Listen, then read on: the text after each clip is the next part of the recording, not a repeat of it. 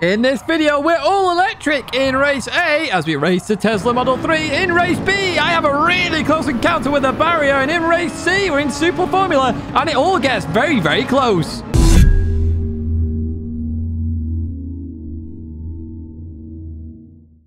Hello everyone and welcome back to the Gran Turismo weekly race guide here in 2023. Week 45 is iffy week, I'm going to say. Not the greatest, not the worst in the world. But first up, in the background, you can't see it.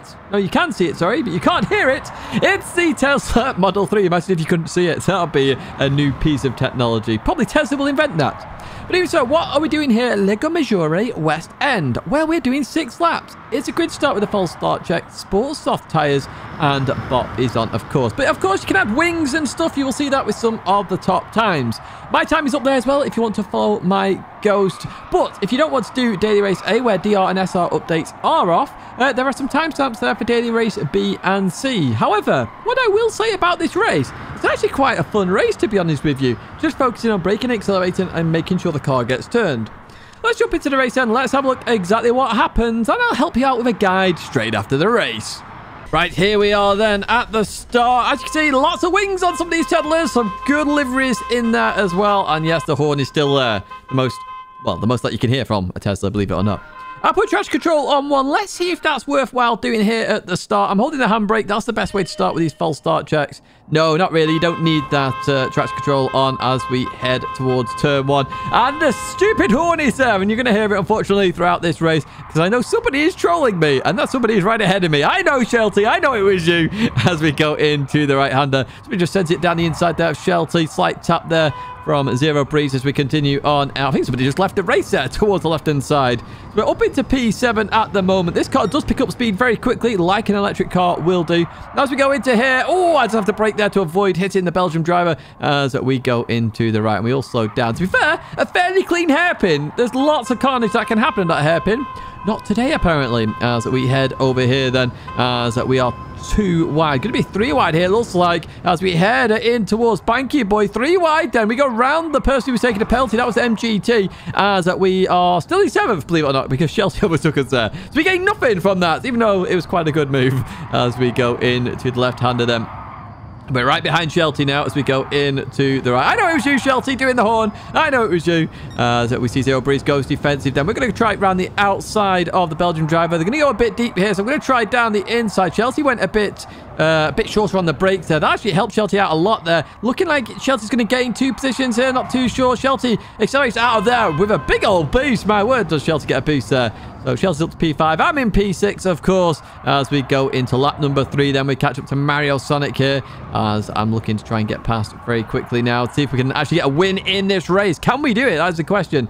Shelty looking on the inside of Mario Sonic. Just clips the sausage there, which unsettles the car a little bit here as we go in to the left end, slowing it down. Mario Sonic there, as there's a clash between those two up ahead there. Mario Sonic and Shelty. I think Mario Sonic, just the weight of the car shifted him more left, but Shelty was on the inside as well there. So Mario Sonic actually waits up for Shelty. We'll have a look at that in the bloopers in a bit more detail. However, we advance to the final lap then. We're in P4, looking for that podium then, which Max currently has. And Max just gets this corner slightly wrong then. So I'm looking around the outside at the hairpin. It's not really going to work this, if I'm brutally honest, as I also found out in time trial as well. Going slightly wide there costs you so much time in this Tesla Model 3. Now, Max goes defensive into Banky Boy, so I was hoping to get a good run off the hill, but it didn't quite work out there. We are gaining, though, on Max, so let's see what we can do in the final couple of corners here. So we're going to the left then and trying to maintain speed. Max has gone a bit deep here. Maybe I can do a cut back here as we go into the final right then. And I just cut that track a little bit too much because, of course, I get a penalty for that. That's why I'm laughing my head off there. So we do actually get it rounded up to a second there, plus 1 added to my time. Good fun race that. I say this was a more fun race than I was expecting, to be honest with you, with the Tesla, and I'd recommend you do try it out. So as you're heading towards turn 1, on the left-hand side, there's a marshal box there, okay? That is your brake marker for turn 1, and you are carrying a lot of speed in this Tesla. Remember, electric, it just keeps pulling away here. We're doing 134 miles an hour. You're going to have to brake for a little while here. Now, you have to be careful in this car of weight transfer, so you want to brake in a straight line and not turn too much here. As you can see here, I come off the brakes and then start turning a bit more. As I go through here, I'm going to lift off as I get to the double curb going to a single curb, okay? And essentially what I'm trying to do and hope for, really, is a bit of a weight transfer so that Tesla really chucks itself onto the inside of the following curb and therefore the apex. And that's what we're going to try and do here then. So you notice I'm rolling here, just trying to get on the inside. I do get on the inside, accelerate out. What I'm going to do is make sure the sausage goes down the middle there as we continue now towards this left-hander and the hairpin. So on the left-hand side, you've got these bullet signs. There's 3 of them. That is the last one on the left. I'm going to brake just before I get to that, okay? So when I say just before I get to it, just before it hits the edge of my screen.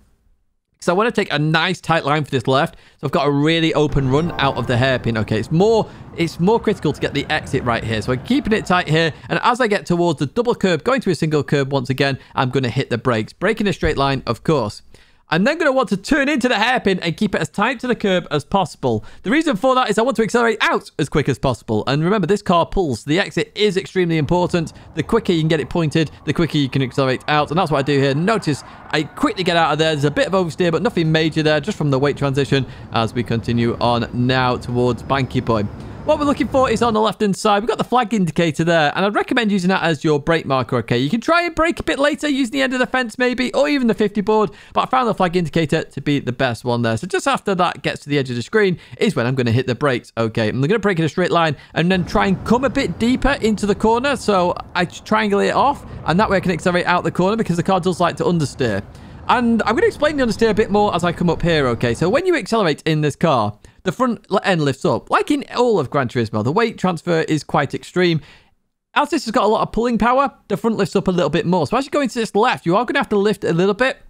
Driving 75% throttle is actually going to help you through this corner, okay? Because you'll still accelerate and carry on. Notice that I'm trying to keep the throttle up there because the second I stop doing 100% throttle is when it stops understeering. And that's the critical thing you need to remember with this car. So if you want to stop the understeer, just lift off a tiny bit and you should be fine. Here we are then for race B. We're at Sardegna layout A in reverse, which is the fast one if you didn't know that already. What exactly are we doing here? Of course, it's Group 3 in the background. We're only doing 4 laps here. It's a rolling start on racing hard tyres, and only the brake balance can be changed. What I will say here is it doesn't have any grip whatsoever, this layout and this combo. It really doesn't. It feels like you're racing on ice, especially compared to Daily Race C. I chose the Supra because it's quick. Let's jump to the race. Let's have a look exactly what happens. Right, here we go then at the start. A lot of Porsches picked for this, and I can see why, because there really isn't a lot of grip at all, and obviously that's a handling car, so it can handle itself very nicely. If you're not subscribed already, please do subscribe to the channel. We have a 40,000 special. Big thank you for helping me hit that 40,000 subscribers. We have a huge special coming up, and I'll reveal a little bit more at the end of this video. Going through this left, though, a very dangerous left-hander. Lots of crashes that will be happening there as we go into the braking zone. Looking around the outside of Mario Sonic. But as we come into here, we're just going to get stuck. There's another car, I think, went deep a little bit. And that allows Mario Sonic to actually get on the inside and go up a place. In fact, I think I actually gained a place from all of that as we head towards the fast right. Again, a very hard corner to get right, this one. And behind there, somebody has just been sent into the barrier. We'll have a look at that one in the bloopers. As we continue on up here to a sharp right-hander now. You're going to see a lot of dives on this corner. You really are, because it's one of only a couple of places you can actually overtake here, especially with the limited grip. But it's very easy to also get very wrong. So do keep an eye out on your rear view as you go through there. We continue on then to a bit later on in lap 1, and we're going to see here somebody taking a penalty there. And it's a very weird penalty, that one. I've got to be honest, as we'll look in the bloopers. I couldn't believe when I saw that one why it was given, but even so, we're in to the right we go as we continue on in P10 now. And you notice the positions haven't really changed that much other than penalties and incidents. And that's because it's really hard to overtake with so little grip. It really is, which is why everybody wants racing medium tyres and softer compounded tyres in these sprint races, because it's just so difficult to overtake. Once they're warmed up, it's the end of the race, essentially. So, yeah, it's just a difficult one. As we get down the inside of Mario Sonic this time, rather than the outside, Mario Sonic once again gets a really good exit out of turn 2, and yeah, just nails it there with the defense. Beautiful stuff there as we go into the right. We've still got that sound bug in the game. I have reported it several times, where if somebody crashes there, then the sound remains there until somebody else crashes in the race. Gonna head up here then in towards the left in a sharp right-hander, and I'm looking to try and get a better exit here this time if I can. Looking out of here, no, bit too squirrely there. So we are going to fast forward a little bit more then as we head towards the right-hander. Going to try an outside line back onto the inside. Is that going to help us here at all? Not quite. Oh, Shelty goes for a bit of an oversteer there.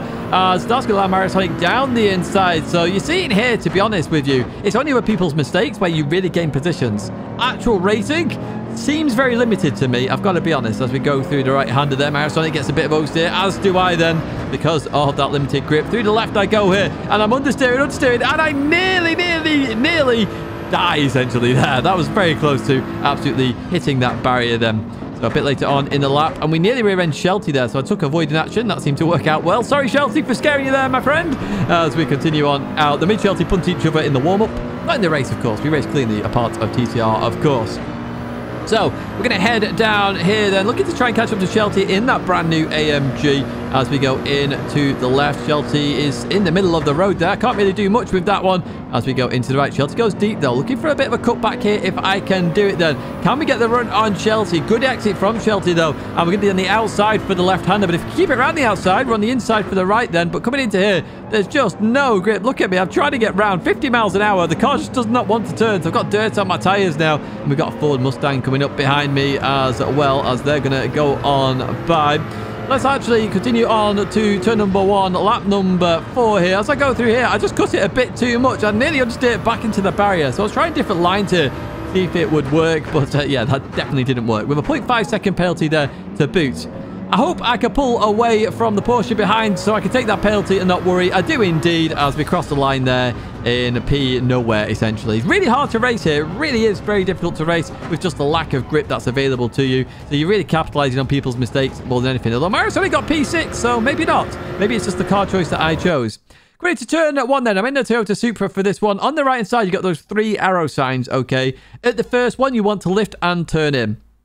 Now, depending on the car, will depend on when you go on the throttle again. I'm in 6th gear to reduce understeer because I really do not want to understeer into the barrier, and I'm trying to maintain as much speed as possible, and that's one of my best turn ones that I did in terms of time trial. Now, as you head towards the sharp right-hander here, turn number 2, it's after the 150 board. I've highlighted that if you don't want to use the one I use, which is on the right side. There's a hole in the wall. You can see actually the roof of a cottage there. I think it's a cottage or a car. But essentially, there's a hole in the wall. Use that as your brake marker for turn 2. It's bang on the money in terms of where you need to brake as I go into here. As I leave this corner, I'm trying to hope and pray that I don't get oversteer because it's very easy to do when you're at such low speeds. As we head towards this very quick right-hander, okay, I'm using the last barricade on the right-hand side as my marker. Now, I brake on this lap for some reason. I have no idea. Instinct just took over me and I dabbed the brake slightly. But in all the other laps, I was lifting. You can do either of these. If you lift, of course, you are going to understeer a bit more because you're carrying a bit more speed, so just be careful of that. But the brake seemed to work nicely and I accelerate through the corner, no problems at all. If you even remotely run wide there, you're going off into the grass. It's a very hard corner to get right and one I recommend everybody works on. Once again, we're using the barricades, this time on the left-hand side, the very last one there as well. So essentially, as I get to the first point of that, the start of it, I'm going to hit the brakes, okay? And I'm going to try and brake in a straight line-ish towards the sharp right-hander. Very difficult braking zone to get right. Notice there, I'm adjusting the car all the time into the braking zone. I keep it tight. And on exit, once again, be careful of power oversteer. Now, I did spin the wheels up a little bit there, but I kept it straight, which meant it stuck. And then off we go when the downforce actually plays a part here. We're going to head down the hill then. Nice little breather for you here. And I would have thought that slipstream would come into play here, but it really doesn't. You really can't get much of a run on anybody. And as we head in towards the right-hander here, we've got Bill Bryan and his friend... Bill, Bryan, and what, Ben? Should we go with Ben? I don't know. 3 Bs there on the left-hand side. They are your brake marker. The 3 marshals there on the left-hand side, okay? I actually want you to stay out wide a little longer than you anticipate here and actually come in a bit later. That will allow you to get a better exit. And what you're looking for is that cottage directly ahead of you. As that hits the center of your screen, that's when you're going to start to accelerate. And you should make it round the corner. Once again, be careful of power oversteer. There's very little grip here. The second you get even remotely higher in the RPMs, the wheels will start to spin and you will start to lose grip until you get the higher speed corners and higher downforce. As we head to another very slow speed corner, what we're looking for is not the 100 board, although if you want to use that, by all means. I'm actually using the tree on the right-hand side. In fact, the end of the tree's on the right-hand side, okay? As that gets to the edge of my screen, that's when I'm going to hit the brakes. Now, I want to actually keep a very tight left so I can open up the right-hander. The reason for that is twofold. The first one is obviously it's more priority because there's a longer straight here on the right. Second of all, it's very easy to get oversteer out of this corner because you're hitting the peak power in a lot of cars there. So a lot of cars end up spinning on that corner. So do keep that in mind. A sharper left into a nice, easier right is beneficial. Braking in a straight line there, and I really want to hamper on the anchors before I get to the end of the curb on the left-hand side for the final corner. Now, this corner, it's a bit iffy, especially on exit sometimes, so do be careful of spinning cars. But you want to take as much of the inside as you can without touching the curb. The curb will unsettle on most cars here, okay? So I go through there. I'm trying to straighten up as quick as possible, using all the curb on the exit as we then head towards the line. This was actually ranked one time at the time, 140.6, so my ghost should still be there for you to follow if you want to follow it. That's it for Daily Race B. Let's head then to Daily Race C, where we're in Super Formula 23 cars, the 2023 cars that is, at Suzuka. So this one is a big one for a lot of people. We're actually using a custom slipstream here as well, so dirty air is not that impactful this time as well, so it should be good. 12 laps here at Suzuka with a false start check. Racing soft tyres are required because they're the only tyres, but you do have to pit at least once. Brake balance and suspension are both available to you in terms of adjustment, so choose what you like. Now, I chose a Toyota for this one, mainly because it was a partner, and that is the only reason why I chose the Toyota. Not sure the differences between the two cars. Let's jump to the race then. Let's have a look exactly what happens. Right, here we are then with the final race of the video, of course, Daily Race C, and a mixture of Toyotas and Hondas. Not many people chose to do a time for this one, which was interesting. Again, if you're not subscribed already, please do subscribe to stay in touch with the latest content and the 40,000 special. Right, we've got traction control on 1, just a bit of stability here as we set off. Somebody jumped the start there, and we're, what, 3 wide there straight away here as I need to get over towards the radar then. So we've gained a couple of positions then as we go into the right. And this first corner is always a bit iffy because most people don't know where to brake here, how much you need to brake, because it's the start of the race. And you can't really practice that unless you actually go into it, which is why it was a bit sketchy, this one. We did, however, survive it. We're up into P5 now. We've got the inside of somebody else at turn 1 with only 4 cars up ahead.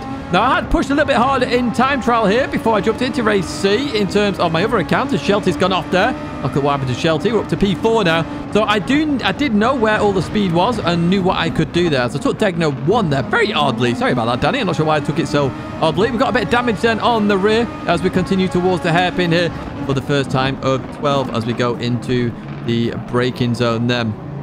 As we leave this corner in 3rd gear, okay? So you do have to short shift this car a lot in order to maintain the grip. You'll see a lot of people start spinning out because they're just too high in the revs and the car has no downforce over it.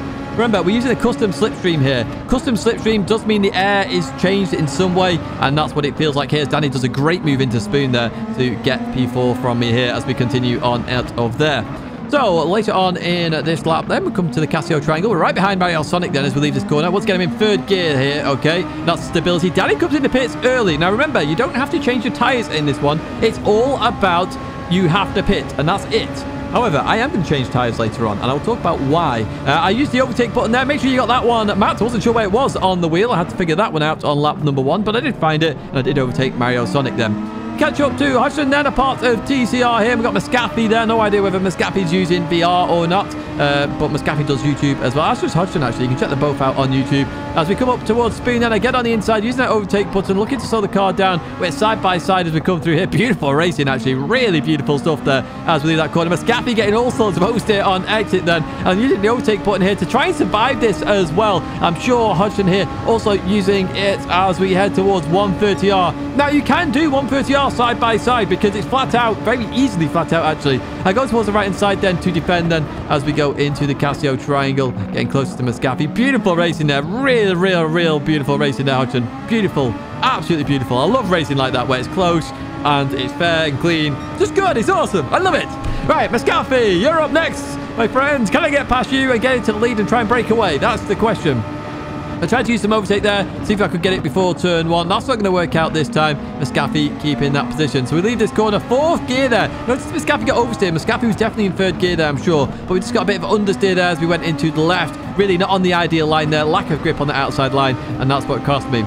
So we catch back up to Muscafy during lap number 3 then. We're using the overtake button here. Can we get past there as we just come off the overtake button then? Where's Muscafy go? Muscafy goes to the right side. We're on the left then. In towards the braking zone we go. Do we get it stopped? Oh, a little bit deep here. A little bit deep then as we go into the left. We are into the lead though of this race then as we continue on out here. Overtake button to make sure we break away. Lap number 4 then. We go into Spoon here and we're just going to go a bit too deep here. So I go off the slippy stuff. Highly recommend you do that. And I'm going to come back on the circuit on the outside of the circuit.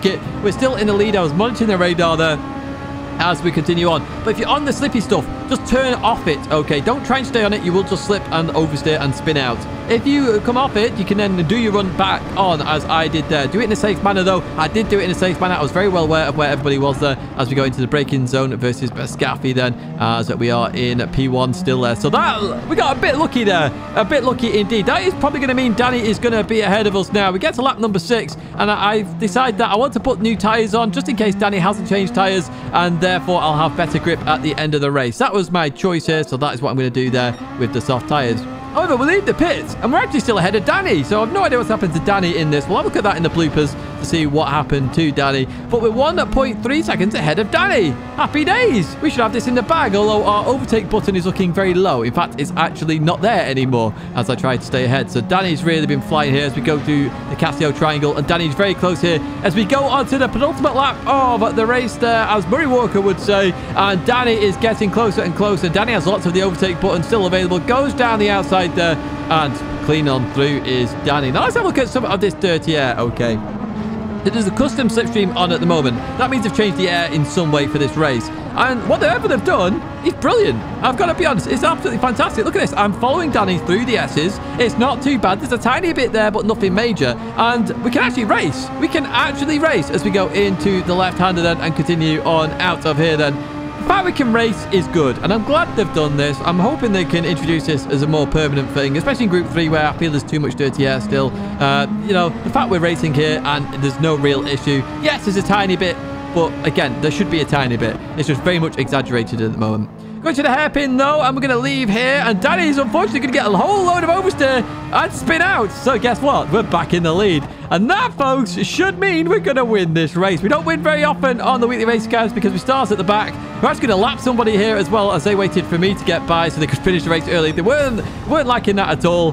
But we won. We won Daily Race C. Now, obviously, I seem to be quite good at Suzuka in Formula cars. And, yeah, well, there you go, folks. I'm not too shabby at all, apparently. I'm not washed, as Will would say. Let's go to a track guide then. Let me tell you how to do this lap. So as you head towards turn 1, you're keeping your foot to the floor as you go into the corner. And what you're going to look for is the end of the curb on the right-hand side. Yes, we can brake this late because the downforce is real in this car. It really is real. To the end of that curb, okay. And what I would recommend is you can go down to 3rd gear, but make sure you exit the corner in 4th gear because otherwise you're going to suffer some oversteer. 4th gear is just low enough in the revs where you don't suffer that oversteer. 4th gear all the way through the S's. You want slight lifts. That is it. Notice I'm trying to do these as flat as possible. The more downforce you have, the faster you go, the more it works. It's like a everlasting snowballing effect, effectively, as we go through here. And be careful of that curb on the left-hand side. It's a very dangerous curb. In fact, a lot of the curbs are dangerous here. We're going to head towards Degna 1, right? And in Degna 1, you don't have to lift or brake. Now, I did brake on this lap. You don't have to lift. You can do it flat, which is insane to me. You can do it flat. You can't do the next one flat, though, and that's why I've highlighted the Marshall tent on the left-hand side. Okay, so you're going to come into here. As that hits the edge of your screen, is when you're going to hit the brakes. I'm actually braking a bit too early here, and you're going to see that actually on the screen as well as we go into this braking zone. Notice I'm there trying to get on the inside and accelerate out. 4th gear is actually better on exit there than 3rd. However, I did 3rd that time for whatever reason. No idea why. The end of the curb on the right side is your braking marker for the hairpin for this corner. Now, on exits, you're going to be using 3rd gear, okay? Not 1st, not 2nd, 3rd gear. It's very safe to do so, and it just means that you're very safe on exit, and you can continue on and accelerate earlier as well out the corner. If you do it in any lower gears, you're going to have to be careful on throttle. So there we go, 3rd gear, and out we go. Nice and easy. You don't have overtake button on this one, so you don't have to worry about the overtake in time trial, at least, as we continue on round towards Spoon. Now, once again, snowballing effect of downforce. The quicker you do Spoon, the quicker you can actually go and use the downforce. So it's, again, a snowballing effect. So I'm actually using the 50 board on the right-hand side as I go into Spoon. And that means I can just carry a little bit more speed into the first part of Spoon and allow me to set up myself then for the second part of Spoon. And that's the critical part here. So coming into using all of the curb, and I want to be off the curb and braking and slowing down before the curb ends there on the right hand side, because otherwise you end up on the slippy stuff like I did in the race. And remember, if you do end up on that slippy stuff, just go back onto the tarmac on the outside and then try and get yourself back in by staying off the slippy stuff as much as possible. Anyway, coming into Spoon then, on exit, you're going to want to go into 4th gear once again to avoid oversteer. I still get a bit of oversteer there in 4th gear, but the downforce just kicked into play there, and it allows the car to grip, and then I can exit absolutely not a problem at all. We're going to head to 130R then, which is easy flat. Like, stick towards the left and stay left, because that's the quickest line then, because you don't lose speed at all. As we head in towards the final corner then, the Casio triangle, you want to use 100 on the far left-hand side as your brake marker here. You can try and use the board as well, but it's just before the board. This corner is quite a difficult one to actually nail in terms of speed. There's a lot of time in this corner, and it's really hard to actually nail perfectly. But let me explain. You come into here, and we drop to second gear. We're going to cut a lot of the inside there. We're going to go up to third gear here, and you want to beat it out of here as quick as possible without getting the oversteer. Stick towards the right-hand side, and then head towards the line. This is a 135.6. 134s will definitely be done by the hardcore there. So here we are with some bloopers there. Marisonic come into here. You notice he said the oversteer, and then Shelty just taps Marisonic on the inside there. I would call that a racing incident, to be honest with you. I wouldn't say that was bad from either party, and I don't think Marisonic had to wait up there, but fair play all the same. Here's a bit of an incident then. I said this barrier is dangerous. Two people, Fusion Sniping and Peepo here, both hit that barrier. Easy to understeer into it, so just be careful. Now, Lord Deadline was having an issue in Daily Race C, also an issue in Daily Race B there. Gets absolutely punted there by Tiger number 1. Highly recommend you wait there, Tiger number 1. That is definitely on you. That penalty I talked about, okay, so there's a slight tap there on the Subaru by this Porsche. But this Porsche, believe it or not, gets a 3-second penalty, which is going to appear around about now for that, which is quite insane, to be honest with you. It seemed a bit OTT in terms of penalty. Going through here then, this is my close encounter. Oh, look how close that was. That could have been end of race quite easily here. So here we are into turn number 1. So it's Mawax there. Just goes a bit too deep and then unfortunately gets tapped off there. I mean, that's a bit of net code with Danny. Danny obviously races in the Asia region. When you come to EU, there's a bit more ping there. And Shelty unfortunately loses traction with the slight tap on the curve. Very easy to do. And in fact, going back a bit here, we've got Peepo, lap number 2 then. On the S's, clips the curb, goes for a spin. Very easy to do. So we're going to actually accelerate out of here. And what we're going to look for is actually on the left-hand side because somebody else is there. So let's have a look how they ended up there then. So we're on Diablo here then as they go into the left. They clip the curb, accelerate on the curb, and go for a spin as well. So you can tune suspension on this race, so maybe some suspension tweaks might work. But yeah, the curbs are kind of dangerous at the moment. Here we have Danny. So what happened to Danny while we were ahead of Danny out the pits? Coming through here, Danny's going to tap their Shadow of Ghost. And Danny's actually going to get a 3-second penalty for that one. Okay, and that's why Danny was basically dropped back. Now, come back on here was myself there. And yeah, as you can see, it was a safe return to track there. We would have had yellow flags as well. And then we get Danny here. So Danny didn't change tyres in the pit stop. And you can see that by the wear on them. And this is where it gets dangerous if you don't change because you get a wheel spin and you're going to spin out. There's going to be a lot less grip there for you. And that's how I won the race. So potentially you do want to change tyres for this one. Unfortunately, folks, that is it for this video. If you did like it, give it a like. Subscribe to the channel to stay in touch with all the latest content. 2 videos there to check out for you. And a big thank you for the support. We've hit 40k. The special is coming very soon, so keep an eye out.